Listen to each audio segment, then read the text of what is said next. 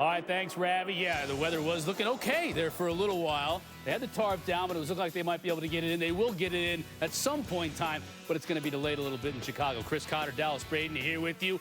Cardinals opening up a set in D.C. against the Nats. Let's send you out to that game right now. We're going to be with you all night long, but first, let's give you some baseball. Hands in and doinked it in there. Bat data hero, 3-2 Cardinals. Yadier Molina got their offense started last inning with one out with a base hit to left center. He's up there hacking.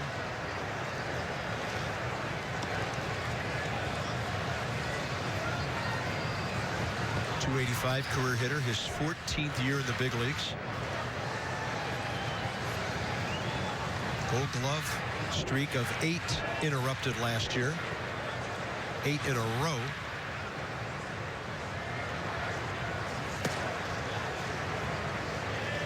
So if you missed this the other day, against the Cubs, Yadier Molina blocked the ball in the dirt. It was strike 3, and he was going to throw the runner out, but he couldn't find the baseball. Where's the ball? Oh, it's right there on his chest protector. Weird how that happened. Last time I checked, those aren't made out of Velcro. Did not know crazy glue was an approved substance at the major league level. That's about 3 or 4 feet beyond the reach of Ryan Zimmerman. I mean, who knows what was on there? You can't really watch a game nowadays without watching a pitcher reach for his left shaved forearm for something to get a grip on a baseball. And oftentimes, maybe an infielder or a catcher has some stuff so that if you go out and check the pitcher, he just says, hey, I don't know. But that was odd, right? You don't see a ball stick to a chest protector like that. And Molina hits a high drive down the left field line. Jason Worth tracking it just into the seats. I'm hearing that next year, you know how the clubhouse guys rub up the baseballs with the Mississippi mud now, that Major League Baseball is going to rub them all up, and they're going to have some sort of different substance on them so that they're tactified already, and they're going to come out of the box. Ready to play? Ready to play, yes. Wow. Or rubbed up already. I don't know how it's going to work, but yeah, it's not going to happen at the ballpark. MLB's taking over that. Back in the day, the home plate umpire had that duty, but that went away years ago. Well, the clubhouse guys do it for the umpires.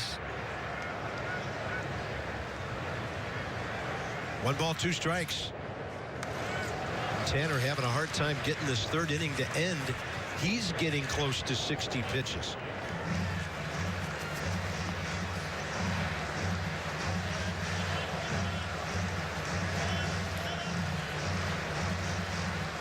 Coach Max in the middle.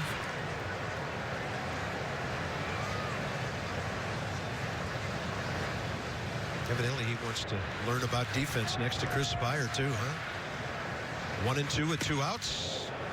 Close. Very close. Ball 2. He's on pitch cast.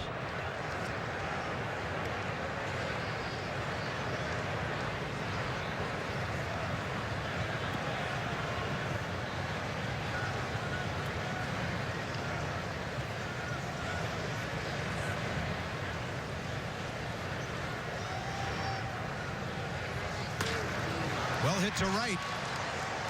Bryce Harper back for it. So tonight, Tanner had a great first inning. Struggling since. It'll be Bryce Harper, Daniel Murphy, and Ryan Zimmerman.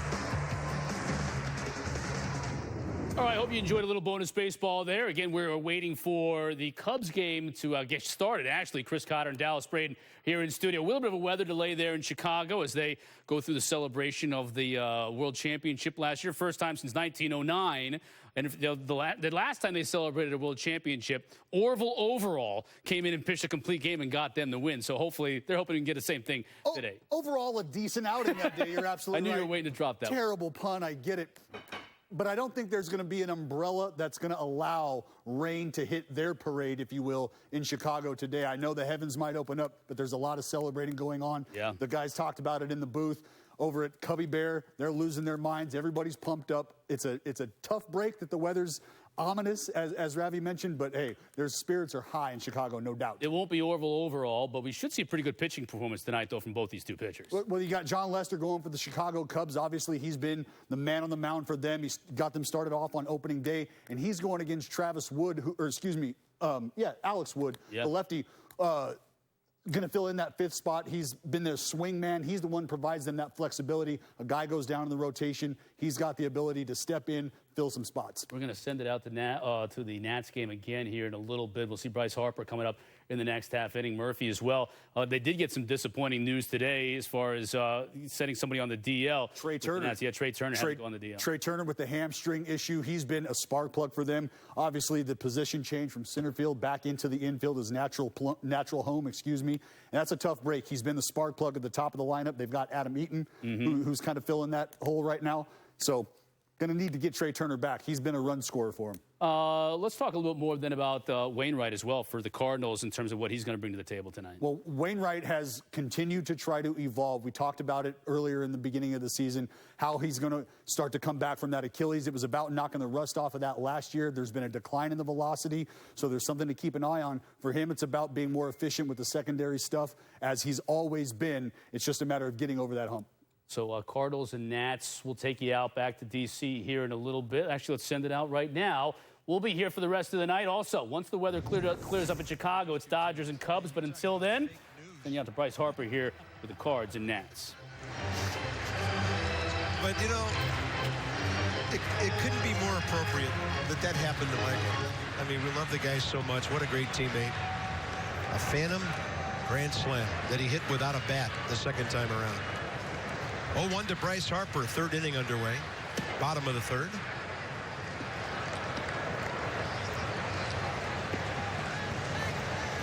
In my 7 years here, I think Nats fans miss Michael Morse the most of anybody.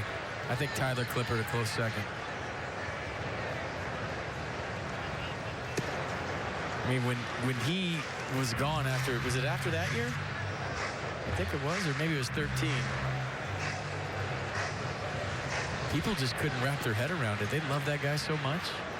And, you know, the beast. What wasn't to love? Then we had the whole thing about his walk-up song. Yeah.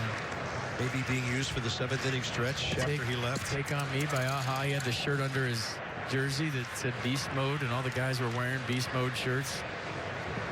Good times. It was so organic back then, back in 12 when they got to the playoffs for the first time. Nobody expected it. 3-1 to Bryce. That's a strike call.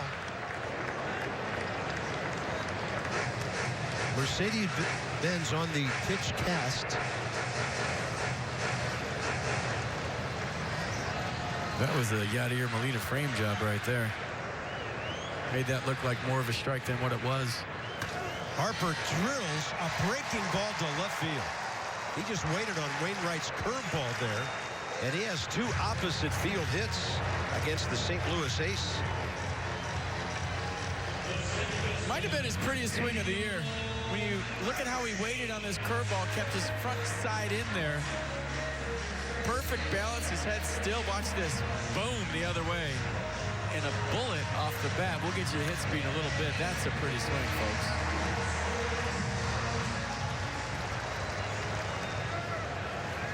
Scoreboard said 111 as I watched that replay. We'll make it official. Here's Murphy. He lined out first time to Peralta at third base. But Bryce Harper at first, having driven in a run.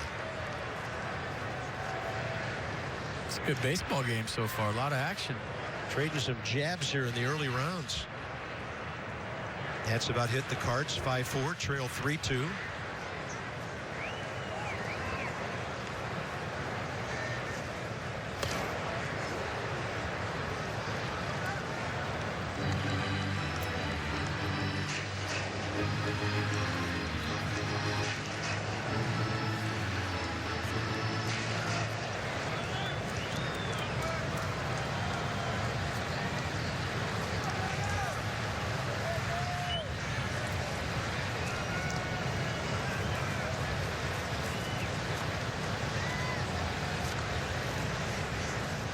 Wainwright taking lots of time here off the foul ball.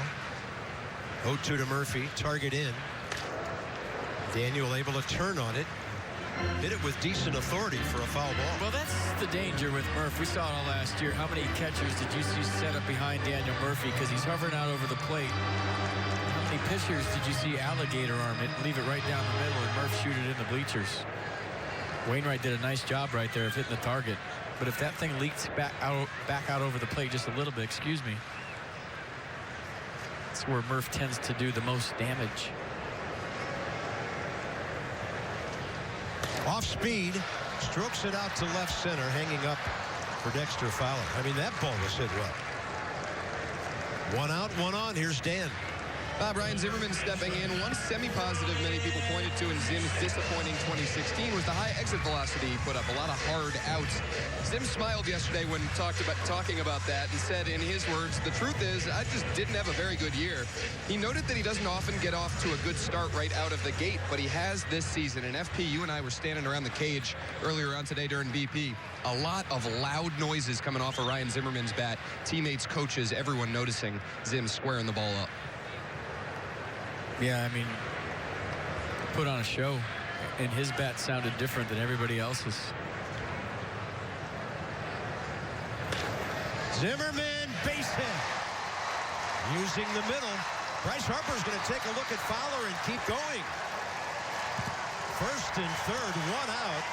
And Ryan Zimmerman has hit number 8 on the young season.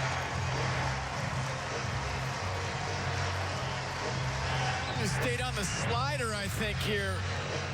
Nicely, get some extension. There's a loud noise for you. Boom, right on cue. And give Bryce Harper tons of credit for going right in Dexter Fowler's face. Watch this. I don't think Fowler was expecting it. He's like, oh, okay, I got to throw this into second. And Bryce's helmet comes off.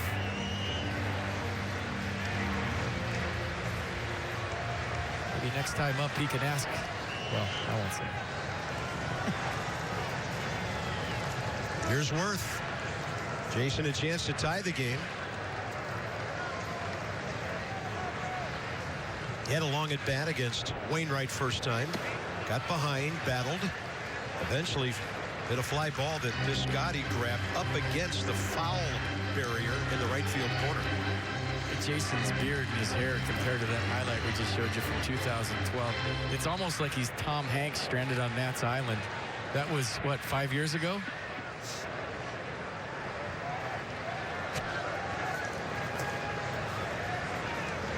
Well, when he comes back, we'll recognize him. Tom Hanks didn't do so well in that department. One ball, actually 2-0 now.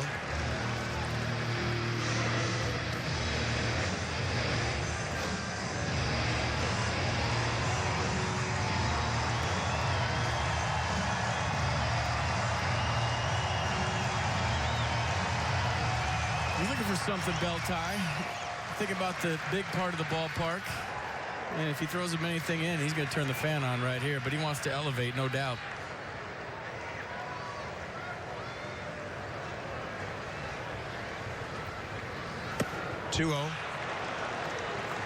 Looked like a strike for a while, then disappeared.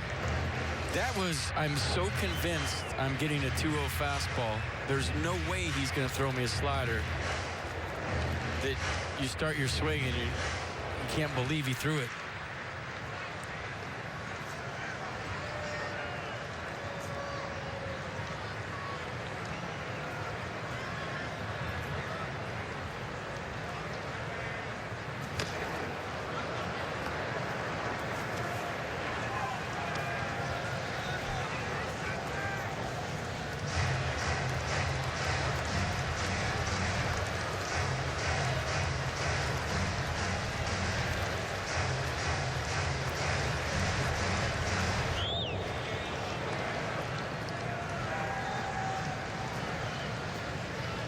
Two with one out.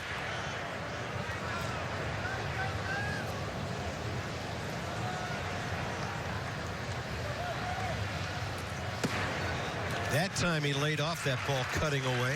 See, but that time, Carp, he had off speed in the back of his head. You still have to look fastball with 2 strikes, but if you have just enough off speed in the back of your head, say like 10%, 15%, you see it quicker. But when you're 100% all in on a heater, you don't see the rotation like you do with 2 strikes, so he's able to lay off. Classic worth at bat here. See how it turns out.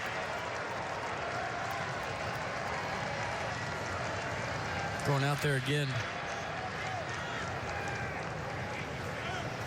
Yeah, thinking about the strikeout. That time it was the curveball on the pitch. Ryan Zimmerman stole second base. And it'll be Stephen Drew with 2 outs. The Nats road ahead, driven by your local Chevy dealers. Visit ChevyFirst.com. So it's Lance Lynn making his second start. So is Gio tomorrow. And the 4 o'clock game, Max Scherzer and Mike Leake on Wednesday, day off. And then the Nats have a little revenge on the fighting Phils when they come in for the weekend. And our friends at WUSA 9 will join us Saturday and Sunday for a couple of matinees.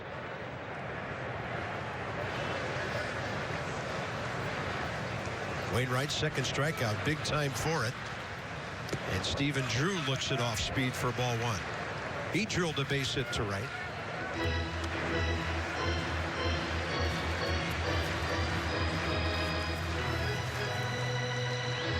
Getting a lot of We Miss Wilson Ramos on Twitter right now. Ian Desmond.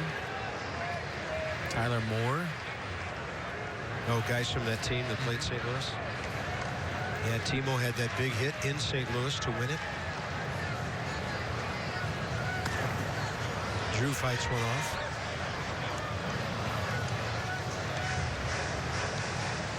Cardinals traded J.D. Drew and a catcher Eli Marrero to the Atlanta Braves for Adam Wainwright, Ray King, who would later pitch for the Nats, and a right-hander who would also pitch for the Nats, Jason Marquis, way back when.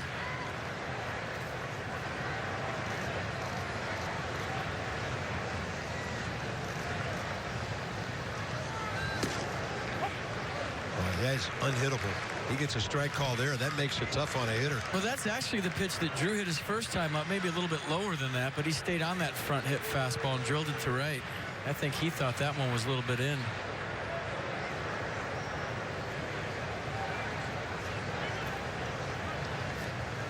Two on, 2 out. And a 1-2 battle now for Stephen Drew.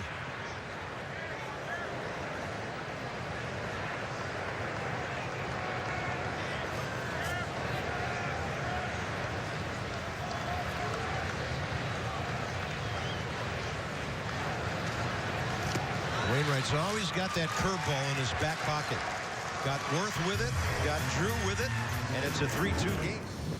Chris Cotter and Dallas Braden in studio. This is Wrigley Field, so obviously the game between the Cubs and Dodgers postponed. We will bring you full coverage of not only the game, but also the delayed, I should say, not postponed. We're going to bring you full coverage of the game and also the banner unveiling and whatnot once they retake the field, but the weather is not cooperating at the current time in Chicago. I'm sure not putting a damper on the celebration, though. The folks on the north side have been waiting 109 years for this. Phillies and Mets. That's Jay Bruce going deep for the Mets in Philadelphia. Mets have 7 home runs this year, 6 of them solo, including this shot here by Jay Bruce. Phil's still leading. Chris Cotter, Dallas Braden here with you. Let's talk about what happened in the pitchers' duel today between the Tigers and the Red Sox, one of our early afternoon games. Let's show you some highlights as well. Chris Sale taking the hill for the Red Sox, taking on Justin Verlander. Here are the highlights. Verlander threw 50 pitches through the first 3 innings, Dallas. Then he finally settled down. Well, that's the key for Verlander, settling down. Like you said, he got off to a little bit of a rough start or an inefficient start, but this is a man who in past years has had the ability to become his own closer late in the ball game, and it's just about getting comfortable for a veteran like JV. All right, Chris Sale got locked in as well. Victor Martinez going down. Mikey Matsuk as well. Nick Castellanos, more from him in a little bit, but Sale was dueling. Bottom 6, Red Sox leading 1-0. Sale makes a mistake here to Ian Kinsler. And if you were watching the game, they were talking about how the Tigers lineup needed to be patient and hopefully wait for that one mistake. And right on cue, Ian Kinsler. The man is hot right now, so hot right now.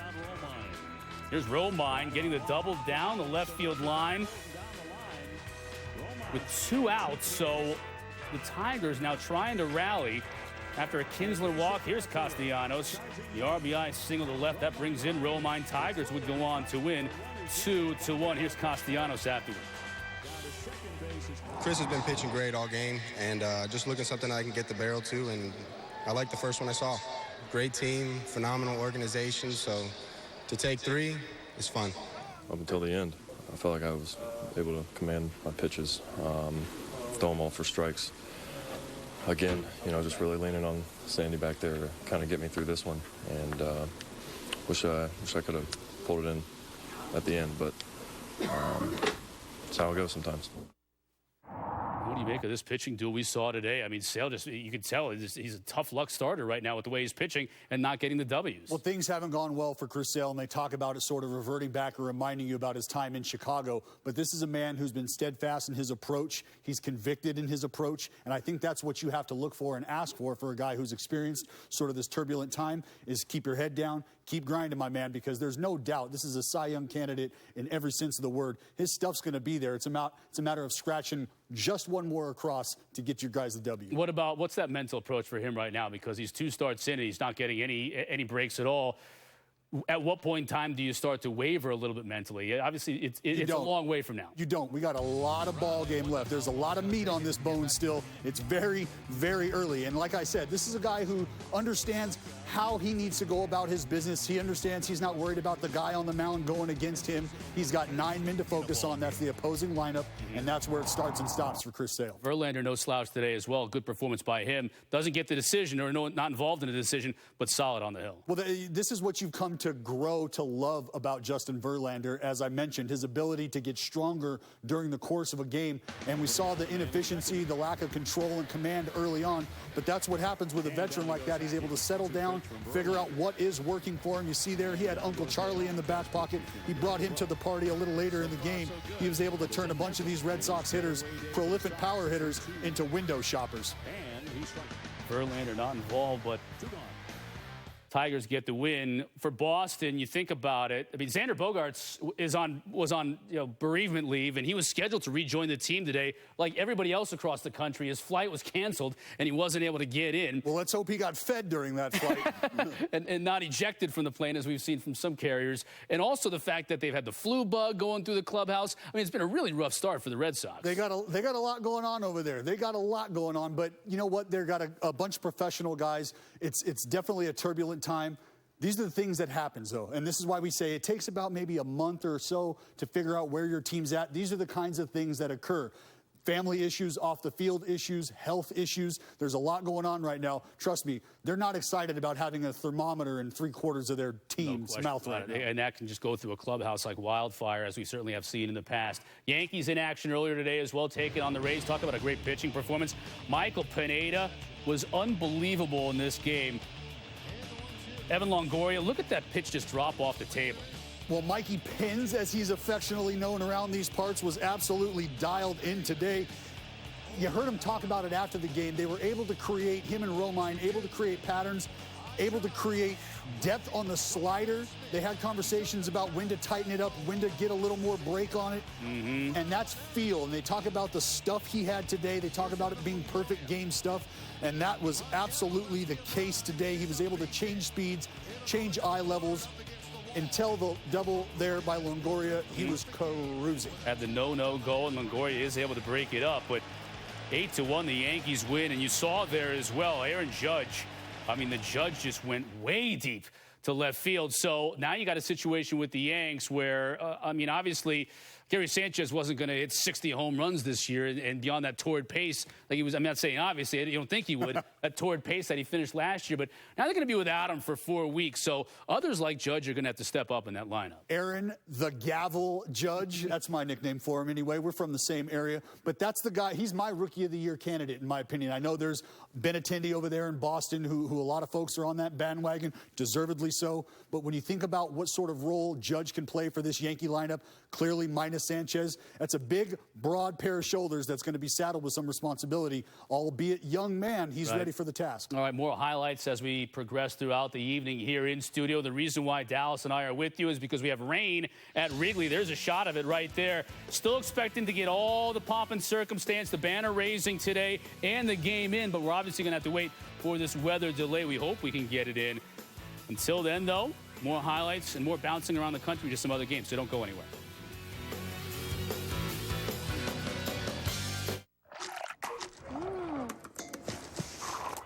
Make it iced, then make it happen. With flavors like butter pecan or new coconut cream pie. It's America's iced coffee. Whenever, wherever. America runs on Dunkin'. Thompson's Water Seal.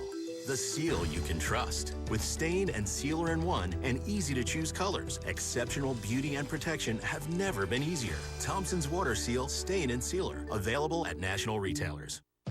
For more go and less stop, you want Oikos 000 Greek non-fat yogurt with 15 grams of protein per cup and 0 added sugar. It's a better fuel that helps you be unstoppably you. Hi, thanks for coming. This year, Chevy received more J.D. Power Initial Quality Awards than any other car brand. I'm very, very impressed. Did I mention they received more of them last year, too? Look at that. Oh, wow. And the year before that. More doors. Oh, and the year before that. So it keeps going. In fact, Chevy has received more J.D. Power Awards for initial quality than any other car company, 4 years in a row. I'm speechless. Impressive. Chevy, stepping up their game. When you put on a pair of Maui Jim sunglasses, the world begins to look different. Colors are more vivid. Contrast is clearer. Details are crisper. Wherever your vision leads you, beauty follows. With polarized lenses that eliminate glare and enhance color, Maui Jim sunglasses won't change the world. They'll change the way you see it. Color, clarity, detail. Maui Jim. Make it iced, then make it happen. With flavors like butter pecan or new coconut cream pie. It's America's iced coffee. Whenever, wherever. America runs on Dunkin'. What if I told you? They're ruining college basketball. They're embracing this one and done. There's a thin line between love and hate. You're gonna hate me, but guess what? If I do right by them, they'll win. ESPN Films presents One and Not Done, Thursday at 9 on... Hi, everybody. This is Pat Hughes. The Chicago Cubs are World Series champions. To commemorate this, BigTimeBats.com is releasing the 2016 World Series champions Louisville Slugger two-tone bat. The full-size bat will have the Cubs logo and the World Series champions logo. The bat is limited to 10,000 individually numbered bats and sells for $129.95. Call Big Time Bats now at 1-866-280-BATS.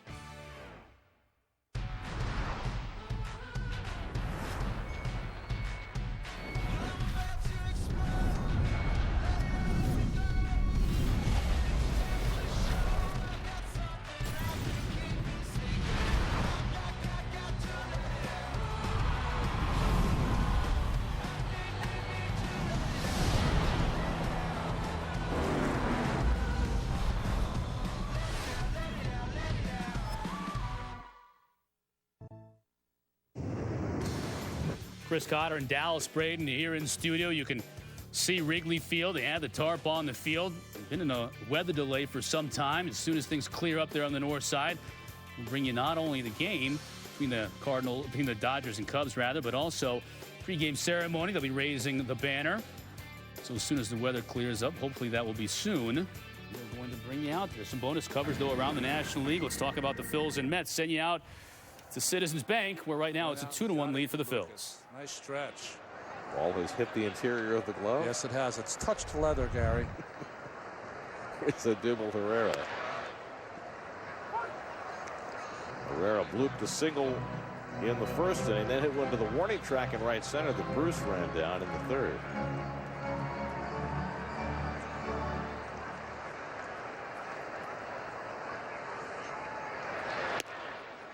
This is a Jacob deGrom game that we've seen many times.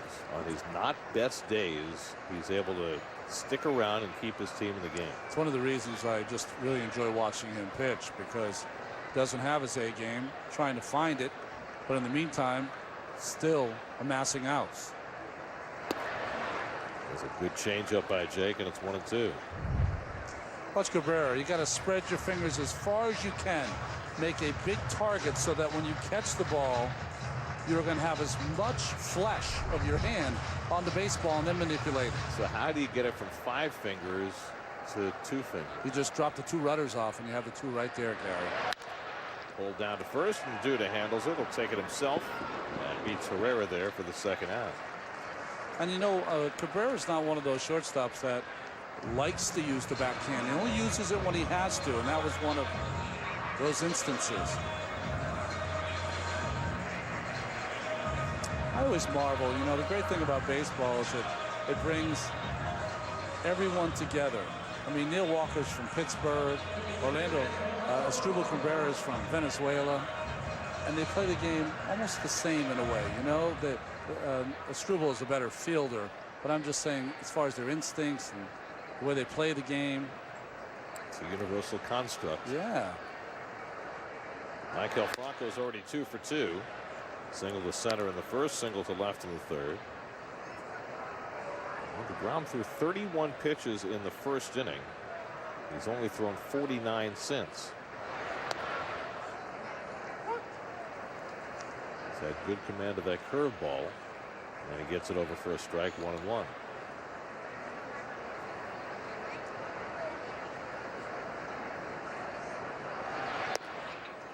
Then goes to the slider and gets ahead 1-2. You notice where the pitchers have been now. They're starting to be down in the strike zone. I mean, after the first inning, you wouldn't have given a nickel for him getting past 4 or 5 innings, but here he is. 1-2. Got him down to third. Reyes waits on the hop. And the throw is true, and it's a 1-2-3 inning for Jacob deGrom in the bottom of the 5th. So Jacob's got it rolling now. Mets down by a run. All right, Chris Cotter, Dallas Braden here in studio. Just a reminder, we were waiting for that weather to move out of Chicago. We'll send you out to Wrigley as soon as it does. But let's talk a little bit about the Mets. Their pitching rotation, deGrom on the hill today. But they've had a few injury situations coming out of the spring where their depth is really being challenged a little bit more than I think they thought it would be early in the year. I think you're right, and I think that everybody understands that's been a strength of theirs over the past few years has been not only their starting staff, but the guys sort of knocking on the door or waiting in the wings, if you will. Seth Lugo, after a great WBC, goes down with the elbow injury. Steven Matz, still some question marks around him. They'd like to plug that power lefty in with all those righties, those dominant right-handers featuring sort of the same stuff, like to break that up a little. Yeah. But they've got Gesellman on the back end, who is a huge individual physically. He's got the aptitude, he's got the attitude, he's got the stuff to play with the rest of those guys as well. So while there are some question marks about the health towards the back end, they've got guys still ready to step up. And let's not forget about Zach Wheeler, the stuff he's got, knocking some rust off. I think they'll be fine. You think Zach Wheeler will be fine? I think that's part of the conversation. Is there a little bit of worry there for Wheeler in terms of being able to come back from the injury? I don't think so. I think you have to give him his time to get his feet back underneath him again, knocking the rust off, so to speak. He's got to get used to this new body, and I think that's all part of it. Off to a little bit of a slow start offensively. We talked about the home runs, not getting enough guys on base in terms of being able to hit the big bopper and drive in a lot more runs. 6 of their 7 home runs have been solo shots. We saw one from Bruce earlier in the day. But offensively, maybe struggling a little bit here first week or so of the year. Well, I think that's the issue is you understand that they're providing the majority of their offense via the long ball. So you'd like to get some guys up in the top of that lineup that can provide some run-scoring opportunities, a la Asdrubal Cabrera. He needs to get it going, get him on base. Other than that, I think they'll be okay. Reds and Pirates in action as well. Let's send you out to that game right now. Bases loaded right now for the Pirates. Threw 2 fastballs right by him, and you're right, he is taking hearty hacks at back-to-back heaters. Well, Finnegan did it last inning. Bases loaded, then strikeout, ground ball out.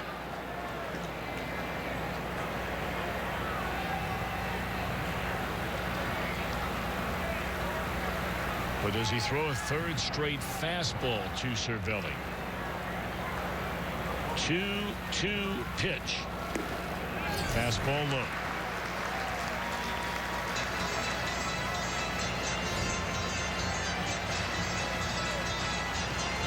Second straight inning, the Pirates have loaded him up with nobody out. McCutchen Polanco with hits, Freeze with a walk.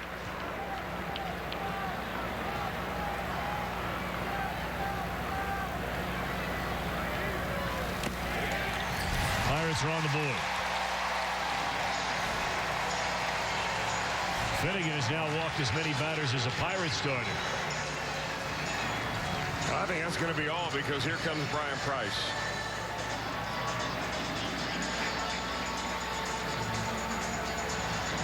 That's a big step backward tonight for Finnegan. Not to suggest that every night's going to go great. We know better than that. But his first start change in Pittsburgh. Reds Pirates in action here. A couple of rivals from going from way back here in the senior circuit. That's right. You see Finnegan on the mound. I like Finnegan. He's one of the, I believe, College World Series to the Big League World Series in the same season. Says a lot about the man's character, a lot about his ability. But the transition from back into the bullpen to starter right now, he's got electric stuff. 95 from the left side. Nice, tidy little slider. Like to see him evolve with that changeup. I think this kid could be special. Talk NL Central a little bit here with the Cubs in a weather delay. Again, we're going to get back out to Wrigley. Hopefully they'll end that weather delay in a little bit. We'll get to see the banner raising in the complete game between the Dodgers and the Cubs. But these two teams, anybody else in terms of the Central, being able to push the Cubs, you see long term? I just don't see it. I really don't. I think there's been a shift, a transition, a changing of the guard in the Central. Used to be, for a long time, the Cardinals were at a top. The Pirates have been able to nip on the heels, so to speak, in more recent years. But I think what the Chicago Cubs have going, there's a word, doesn't get thrown around too often, dynasty. They have set themselves up for the long haul. They go 108 years without a championship, and now you're calling for a dynasty here after one. Let's see. Who knows? All right. All right, let's talk about another game earlier this afternoon. Diamondbacks, Giants, home opener in San Francisco. Bottom of the first, though, scary sight. Buster Posey. Look out. Oh, yeah, look out is right. Taijuan Walker, the pitch gets away from him. It hits Posey right in the side of the helmet. And this is very scary, especially from a guy like Taijuan Walker. He's got electric stuff as well. Never, ever want to see baseballs up around the head area, especially making impact. Buster, we all know about the knee injury a few years ago. You hate to see it. All right, craziness here. Bottom four now, they're loaded. Giants pitcher Matt Moore, the dribbler. Walker fields and throws home, but it gets away from the catcher. Run scores, another run scores. Brandon Crawford running all the way home. He's safe. All three runs come in to score. Wild series of events, and the Giants go on to win 4-1. Now, after the game, Bruce Bochy said that Buster Posey is fine right now. So we saw him walk off under his own power, and it's good to at least get that information from Bruce Bochy. There's a collective sigh being let out today around the Bay Area, especially in San Francisco. You see the marquee man go down. You've got a lot of worry going on, but this is a guy who knows how to take care of himself, and thank God the concussion is not going to be something they're worried about. Bochy said it looks like everything's going to be okay. And you just hope he's able to get back in time or soon enough to continue to help that pitching staff. Right. I know they're sort of reeling right now. They're trying to figure out ways to finish ball games. You need all hands on deck. The pitching staff reeling right now. How about the left field situation? They signed Melvin Upton Jr. They're not getting any production out of that spot right now. Yeah, I believe it was up until a few days ago. I don't think they had a hit from the left field position. So you go and get Melvin Upton just to sort of spark a fire, try to spark some sort of competition going on out there. I mean, he's more than serviceable, in my opinion. Excuse me. It's just about him getting the reps in. But you look at the numbers right there, and that's just, you can't even hide anybody in left field right now. You might as well run a bat boy out there. All right, let's update you on this Nats game in the nation's capital. St. Louis is in town. Adam Eaton at the dish. RBI single for him into right field. Ties the game at 3 apiece in the bottom of the fourth. Let's send you out for a live look-in right now with Bryce Harper at the plate. 3 for 3 with 2 RBI. 2 bullets on deck, and you have base hit in the batter's box. Adam Wainwright is 2 pitches away from 80. Tanner Roark's total after 4 innings.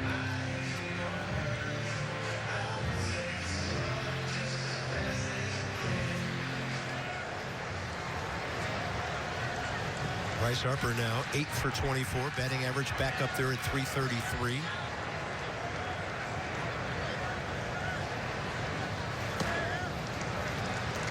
Guess who just sent me a text? let's see. Sister base hits for Milwaukee. She's watching. Sister Joe, if you're watching. Yeah. Big Nats fan. Big baseball fan. Sister Joe Wysocki. She joins us in Milwaukee.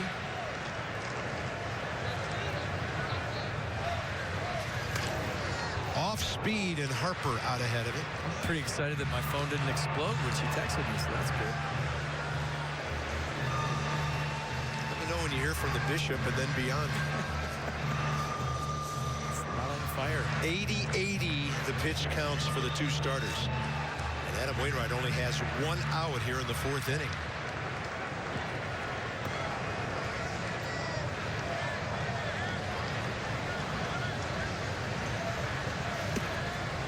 Bryce spitting on that one, 2-1. Good take. Got a couple of hits the other way. You think Wainwright gets brave and tries him in? Could be 6-3 in a hurry. We'll see what he does here. He's handled all of his pitches. Mike Matheny up against it right now with maybe the two best hitters for the Nats back to back.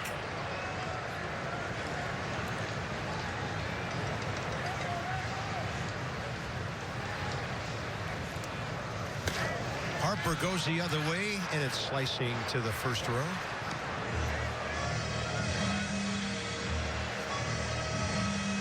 Bryce upset that he didn't recognize that changeup sooner and fish for it. Now you got to fight. The out pitch has been the curveball for Wainwright tonight. See if he goes to it.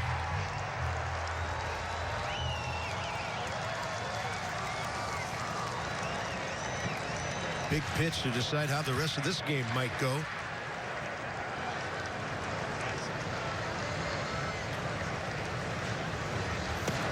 Off the plate, 3-2.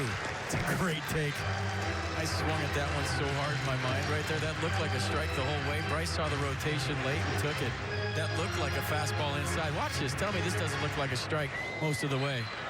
Look, strike, strike, strike, not a strike. And he saw it late.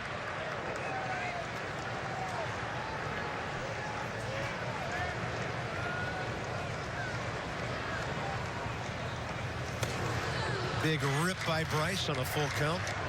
Having trouble keeping that helmet on tonight.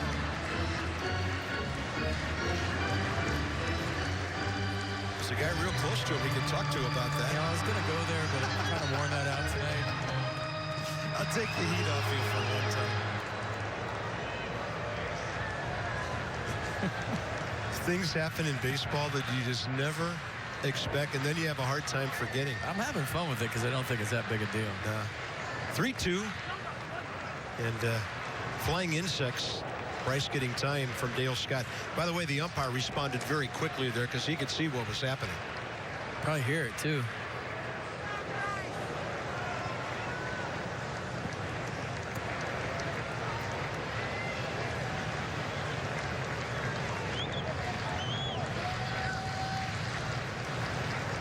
Payoff pitch again.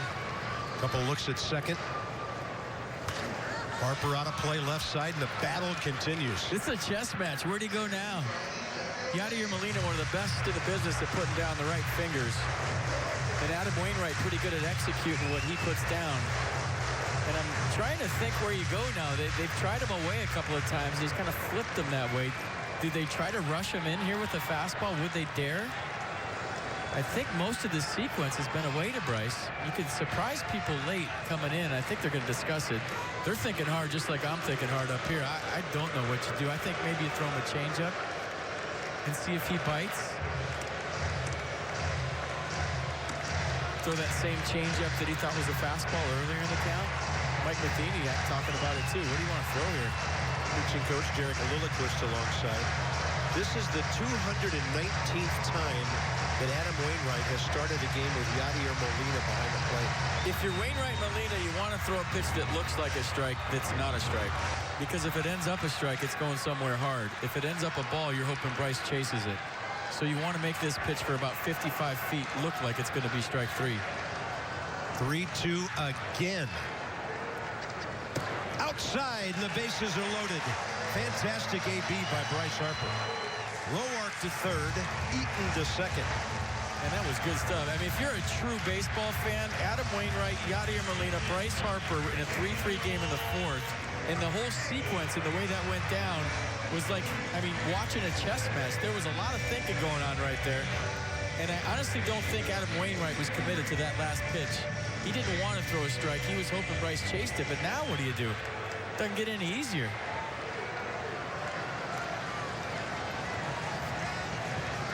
Murphy, 2 line drive outs to third and to center field. So he has squared up Wainwright twice, and he takes ball 1 outside. Adam Wainwright is 3 pitches away from 90 in the 4th inning.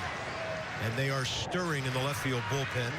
Tanner Roark reached on the fielder's choice. Eaton the RBI single. Harper the walk.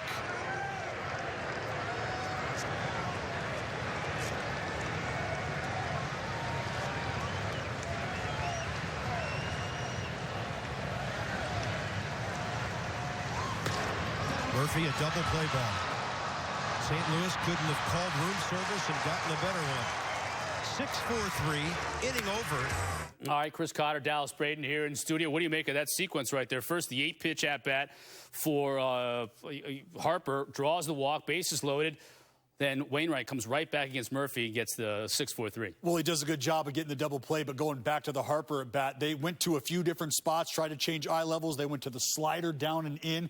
Harper spit on that beautifully. What an outstanding take. You heard FP Santangelo talk about it. He swung hard in his mind. Then they tried to go back door with them as well. Fish weren't biting. They fiddled with the changeup. Harper did a good job of fouling it off, fighting him, and then he put the peepers on him, took ball 4, and then Murph comes in. Wainwright does what Wainwright does. He does what veterans do. Gets him soft out on the front foot, gets the 6-4-3. Thanks for coming. Yeah, it's interesting. We got Cards and Yankees coming up Sunday Night Baseball next Sunday. It's going to be Wainwright and Pineda at Yankee Stadium. That's going to be fun to watch, especially with the way Pineda pitched today. If you didn't see the highlights, he was dominant. Well, he was absolutely dominant. They talked about his stuff all day long, his ability to command pitches. We talk about the difference between command and control. Control is the ability to throw strikes. Command is the ability to throw strikes and balls when and where you want to. And that's what he was doing today with the slider, adding depth, taking away. He had it all mixing today. All right, everybody's waiting for the banner ceremony at Wrigley, as are we. And my understanding is from the meteorologists here in that ESPN that the weather is starting to clear. They are rolling the tarp off the field at Wrigley, as you can see. Hopefully coming up here shortly after 9 o'clock, we'll be able to bring you the banner raising ceremony and the game between the Dodgers and Cubs, so don't go anywhere. I love how USAA gives me the peace of mind and the security just like the Marines did. At one point, I did change to a different company with car insurance, and I was not happy with the customer service. We have switched back over, and we feel like we're back home now. The process through USAA is so effortless that you feel like you're a part of the family. I love that I can pass a membership to my children and that they can be protected. We're the Williams family, and we're USAA members for life. Call USAA today to talk about your insurance needs. Thompson's Water Seal, the seal you can trust. With stain and sealer in one and easy-to-choose colors, exceptional beauty and protection have never been easier. Thompson's Water Seal Stain and Sealer, available at national retailers. 4 distinct driving modes. Dynamic handling. Quicker shifts. Make every car a performance car. This is the ultra-responsive Acura TLX, and this is how we make it. Visit your local Acura dealer for attractive offers on the TLX. Umbrellas! You need one of these. You wouldn't put up with an umbrella that covers you part way. So when it comes to pain relievers, why put up with just part of a day? Aleve. Live whole, not part. Anyway, I'll give it to you for half off. It's obvious they were meant for each other. Always side by side, but never together. Forever trapped in the friend zone. Until finally, they got together at Taco Bell. Check it out. I'm talking about the taco and burrito. Double the seasoned beef, fresh lettuce and tomatoes, shredded cheese, and crunchy chips. The new loaded taco burrito, just $1.49, only at Taco Bell. So what are you looking for in a man? Intelligence, sense of humor, confidence, somebody that's interested in sports. All the good ones are taken. That's not true. There's so many good ones. on Match. Let me show you. That's a good, right? Yeah, that's a good one. Funny, kind, soccer fanatic. Oh, he's cute, really cute. right? Hello. Right. Exactly what you're looking Yes. for. Even if one of these guys isn't right for you, over 25,000 people join Match every day. Every day? Every day. Yowza! Match. Start for free today. Hi, everybody. This is Pat Hughes. The Chicago Cubs are crowned champions, an event 108 years in the making. BigTimeBats.com is releasing the Crowning of a Champion Louisville Slugger full-size bat to honor this long-awaited occasion. The special edition Hornsby-style full-size bat is limited to just 2017 individually numbered bats and sells for $129.95 plus shipping. Go to BigTimeBats.com now and see this and other exclusive World Series championship bats. Seeing all kinds of activity in a very good way at Wrigley Field right now, removing the tarp after what amounts to be about 52-minute and counting weather delay there on the north side. The rain has moved through, and they've had storms really all day long in the Chicago area. Hopefully this will be it. So moving the tarp back on, and we'll see what that does. We have a 9-10 start to that game. That's when we're going to send it out there. And, of course, they're going to have the banner-raising ceremony and then the first pitch as well between the Dodgers and Cubs. So just bear with us as we work through the weather issues there.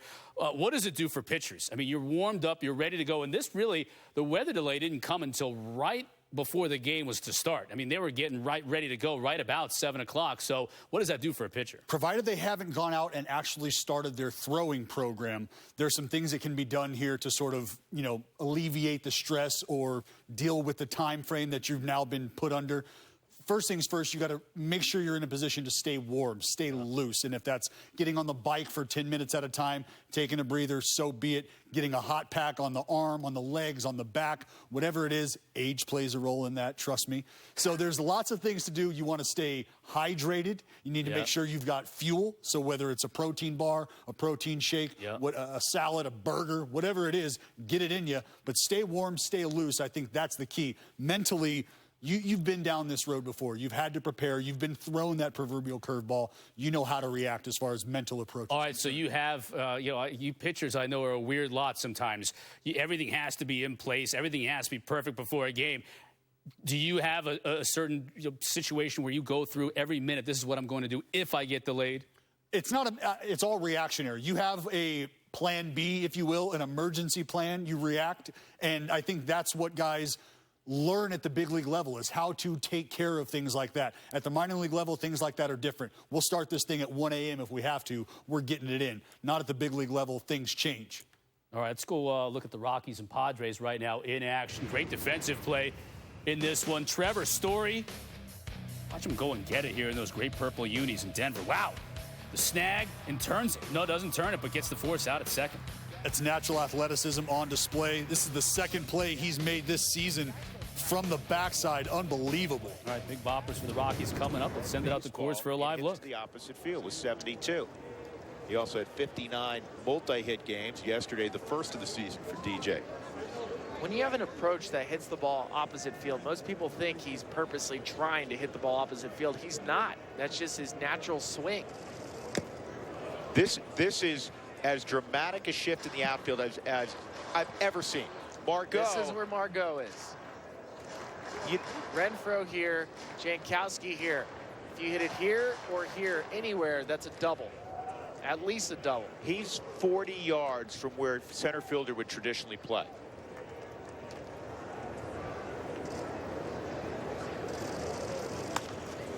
Slowly hit to short. Here's one on the first double play.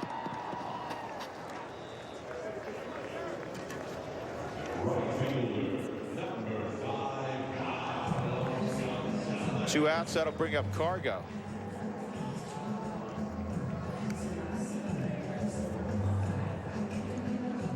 I think everybody's waiting for the Rockies to have that breakout game offensively. They put up crooked numbers. 3 on the right side for Cargo.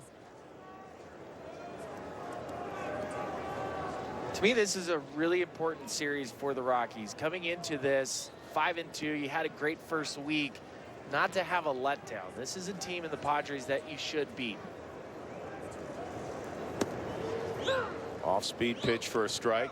I agree with you, especially because this April schedule is very difficult. You're always typically in the division in April quite a bit. You got a 4-game set out on the West Coast against San Francisco. You go down to Dodger Stadium, play 2 there. You have the Nationals in April. And again, you don't disrespect the Padres, but it is a team that is in transition.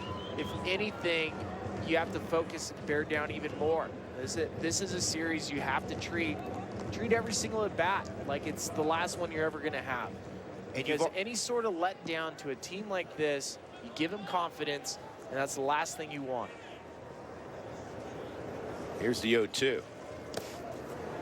Well, last year the Rockies in the first half struggled with the Padres. All right, scoreless in Denver. Meanwhile, Mets down 2-1 in Philly, but threatening in the top of the 7th. Let's send it out to Gary Cohen and the crew for a little live look in here. Drifted back out over the plate. Nice at bat by Walker. And Herrera, the converted infielder, now outfielder, with a good throw home. Took a little funny hop on Rupp, but he just can't allow that to happen if you're the catcher. They're going to charge the error on Rupp, allowing Granderson to move up, and now the Phillies have waived Lucas Duda to first base with the no-pitch intentional walk. So the Mets, with first and second and 1 out, having tied the game here in the 7th, get Travis d'Arnaud to the plate with 2 men on. And Eichhoff will continue on.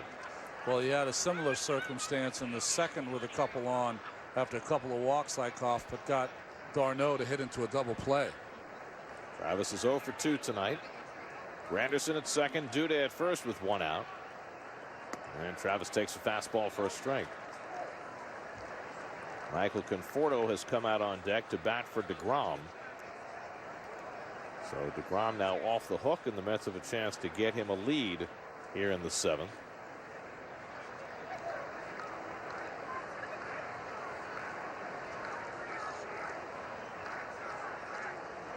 And d'Arnaud gets the breaking ball in the air to right field. Saunders right there waiting for it. And that's the 2nd out. No advance. So 2 away. And now Conforto will bat for DeGrom. Or will he? Well, it looks like he's waiting for something from the dugout. Waiting to see if the Phillies want to make a pitching change.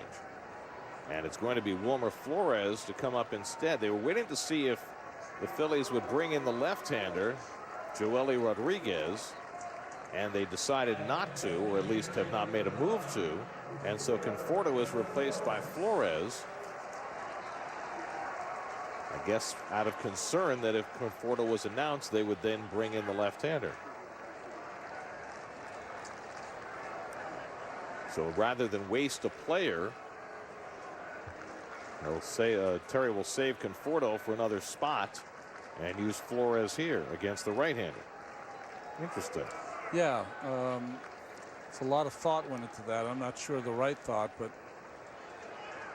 So 2 on and 2 out for Wilmer, and he takes a curveball for a strike. Well, it's one of the downsides of having a 4-man bench is you have to overthink these decisions. Well, let's weigh it this way. Conforto against the right-hander, distinct advantage. Against the left-hander, you're behind the 8 ball. With Flores, left-handers he kills, but he also gives you a better at-bat against the right-hander.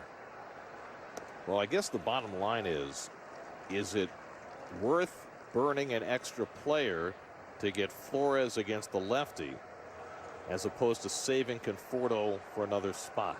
Because that's really what it comes down to. If you would announce Conforto and they brought in the lefty, you'd probably have Flores up there anyway, but you wouldn't have Conforto for later on. And Wilmer loops one into shallow center, but there's Herrera waiting for it, and that retires the side. So the Mets get even thanks to a couple of errors. All right, so the Mets do get even, as you hear from Gary, going to the end of that inning. The strategy there at the end, Phil sticking with the starter, Collins going with Wilmer Flores. You've got guys in scoring position. I think you take a look at the numbers, and Flores against right-handers struggles a little bit more than he does against lefties as far as power is concerned. Against the lefties, .512 slugging, righties, .372. So I think a good move there obviously panned out. Collins, shorter bench, deciding to go with somebody that maybe had a better shot against the righties and saving his bench for a little bit later on down the road. Absolutely. Absolutely. He understands the matchups. He understands what needs to take place there. It's a great call by TC. All right, let's update you on the Pirates and Reds as well, as this game is close. Last time we showed you what was happening here. We had the bases loaded. Bottom of the third here now. Adam Frazier is going to get the force out here. 2 outs, and then Wade LeBlanc, pitcher, still loaded. He goes down to end the inning and to end the threat. 5-1, Reds on top. Getting a lot closer to playing ball on the north side. Harp is off, players milling about. Banner celebration coming up. Dodgers and Cubs as well. They're going to pitch 9:10 Eastern time. Don't go anywhere.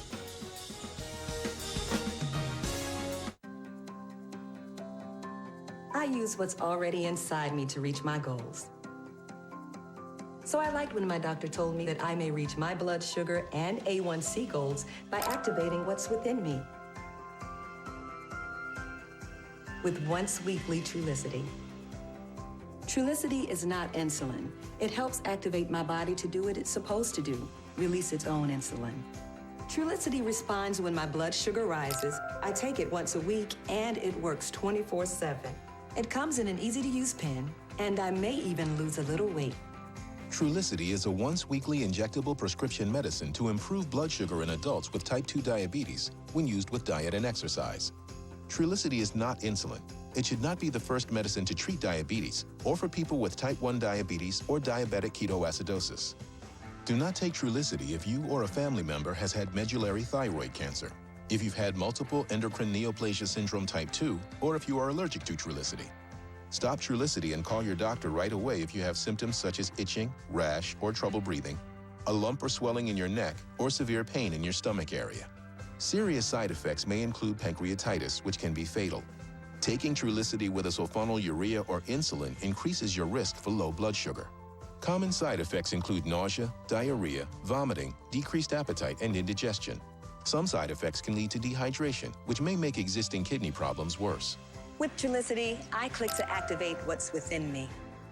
If you want help improving your A1C and blood sugar numbers with a non-insulin option, click to activate your within. Ask your doctor about once-weekly Trulicity.